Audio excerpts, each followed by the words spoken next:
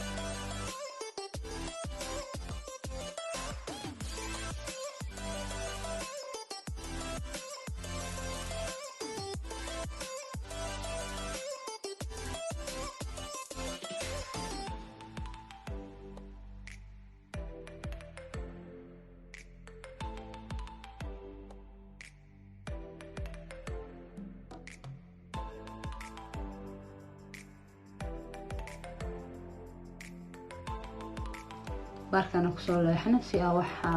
عنا أما وح أبن وهلنا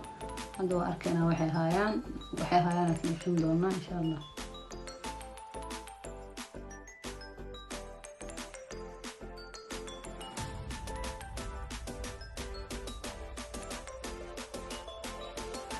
halkan kusoo leexana si fruit ugu gadano waxna fi soconana marka insha Allah wixii nacdiya kan qaadan doona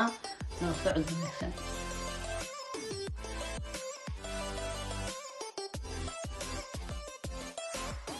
halkan soo gaarno waxa ku tusnaa meel aan fariisano oo ku nasano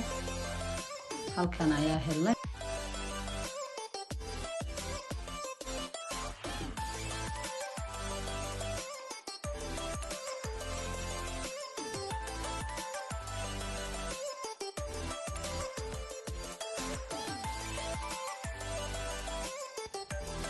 sidii muuqato hadda waxa soo gaarnay gurigii boqortooyadii hore ee Sweden marka insha Allah hadda waa soconayna gurigiisa tagayna gurigan markii hore wuxuu ahaa guri boqortooyada degan tahay qarniyo ka hor laakiin hadda yahay guri loo dalxiis yimaado oo loo soo daawasho tago marka insha Allah gudaha u galayna wax soo sawiri doonaa dhamaan guriga qolkiisa iyo waxyaabo isticmaali jireen sawiradooda waxaana tustoona guriga intaan kaliya ma ahan aad u weyn yahay marka waxaan balna insha Allah baarto iyo qasrigan gudihiisa iyo waxyaabaha sawiradoodii noloshoodii ahaa insha Allah please share like subscribe khayr badan